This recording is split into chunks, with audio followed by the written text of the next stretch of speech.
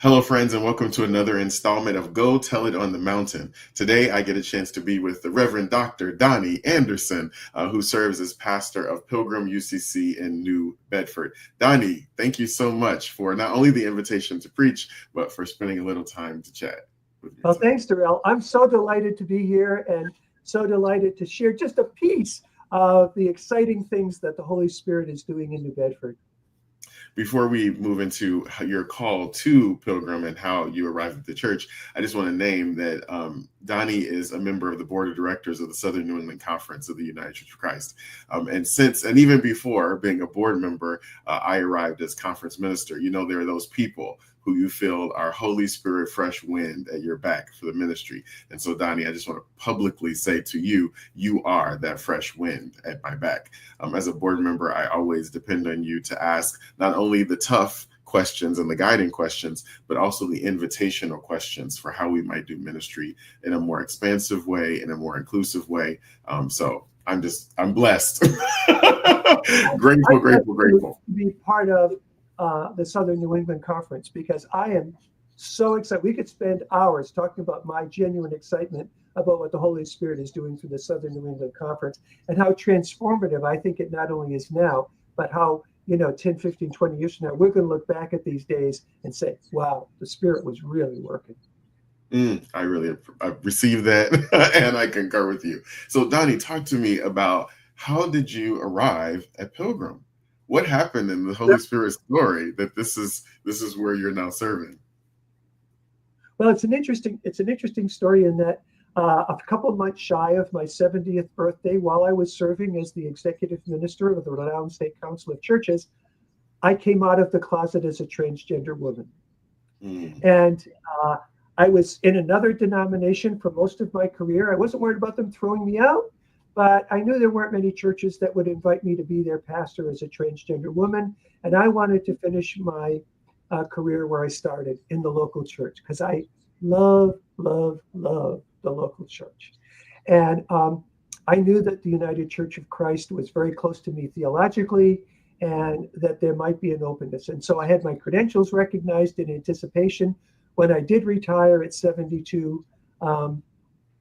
And then COVID came, and so I had to wait a bit and then worked with Patty Kogut to start identifying a church. And there were several churches, but she encouraged me to really look at New Bedford. I went there. They had the courage to call a transgender woman to be their pastor. No small deal in these days. And so I walked into the church, met with the committee. I fell in love right away. I feel like they were loving me. And we're just loving one another. I mean, I need to tell you, I've been over there 4 years. I've been doing this for over 5 decades. This is the best church I've ever been in. It's like God saved the cherry for the top of the Sunday roll. For those of you who haven't had an opportunity to get to know Donnie, this interview is just indicative of, I think, the warmth you bring to ministry. You are a cheerleader for your church. Like, there are so many settings where I hear you talking about the good work of your church and the ministry, but then you also call us all to think about that expansive table that we say on our websites and in our mission statements and everything else. But your church is embodying that. Talk to me about some other things that are exciting you and bringing you hope at Pilgrim right now. Well, one of the things that I love about Pilgrim is that when I came, there was already a sense of openness of working with others outside the church. Because small churches like ours, and we're a small church, can magnify their impact by willing to work with others who are like-minded in other areas.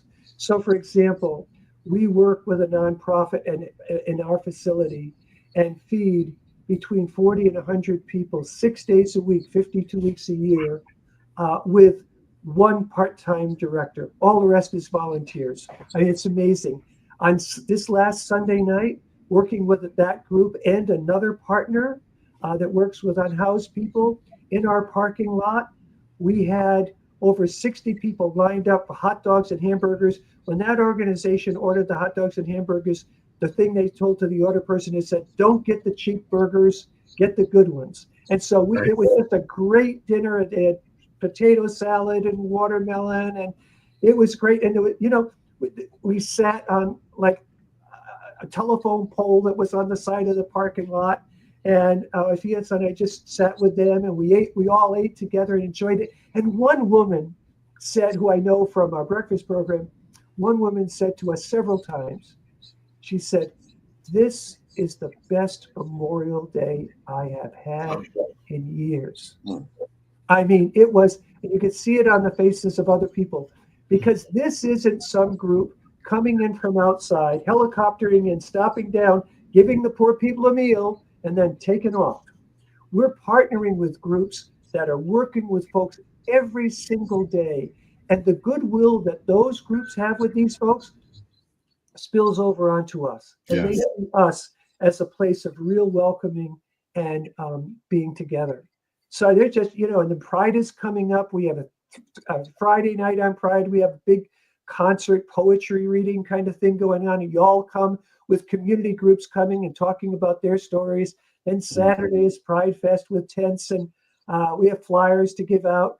Our folks a week ago said, we need t-shirts. So we've got t-shirts coming, and we've got about 40 people walking around in yellow t-shirts that say Pilgrim Proud, and, just living into that. And then Sunday, we're so excited that you're going to be with us.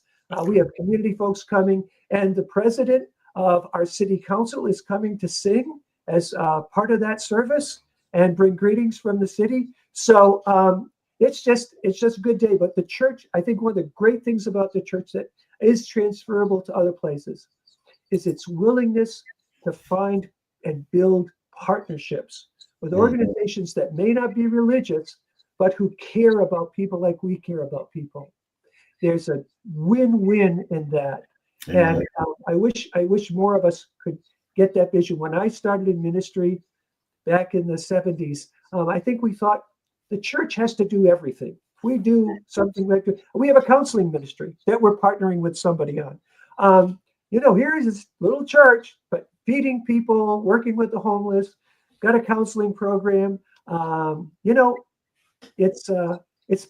think this idea of partnering, and I know that's consistent with what's happening in, coming up from a national setting and encouraging people to partner with it. It works, and there's blessings galore. I mean, the tangential things that happen out of the ripple of these kinds of events is just really exciting. And I can tell you this, I've been doing this for well over 5 decades. I have never been more excited about being in local church ministry than I am at this moment. This is the day to be serving Jesus. I mean, yeah, the world out there is going crazy. If ever the world needed good news, it needs it today. And we've got that good news. How cool is that? We get to tell that story. I mean, wow. My Holy Spirit prayer now is that the same exuberance that seems to hover in your life and in your call to ministry, that it be like wildfire and ignite everybody who's watching this video, that they see that, the scriptures like, may the joy of the Lord be my strength.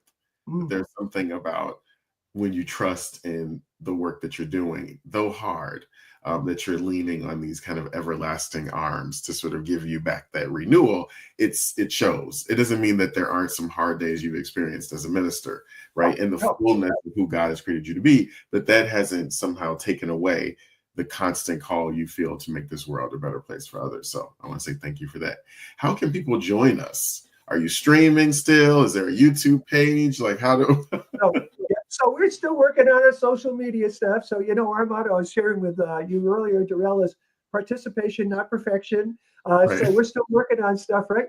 But if you Google Pilgrim United Church or on Facebook, search Pilgrim United Church of Christ, New Bedford, you'll find our Facebook page. And we do live stream every Sunday. So our services are there. So you'll be live streamed then. And we have a web page, but need of some work. So, but Facebook is the best place to go. Or better yet, come see us live. We are a church in the inner city who has a parking lot.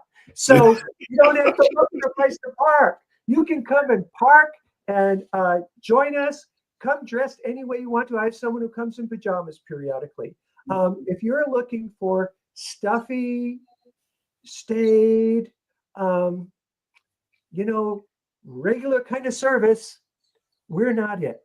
But if you want to come dressed anyway, bring yourself and just come looking to try and encounter the living God, then we really invite you to come and just park in our parking lot and come on in. Thank you so much, Donnie. For those of you who have had an opportunity to watch Go Tell on the Mountain before, you know that based on the media platform you're looking at, right above you or below this video is going to be a link, and that link will take you to Pilgrim Church in New Bedford. Pastor, thank you so much for your time and attention. Friends, remember that Pilgrim Church is one of the many places where you can find hope and light in the Southern New England Conference. If you want to invest in what we're doing around making sure church continues to be a safe place for all, then we ask you to invest in helping to end hate now by investing in the Find Hope Now initiative, which is our way of making sure that we are living the love and justice of Jesus as one Big C church in many locations. God bless you, Pastor, and I can't wait to see you this Sunday. See you then. Bye-bye.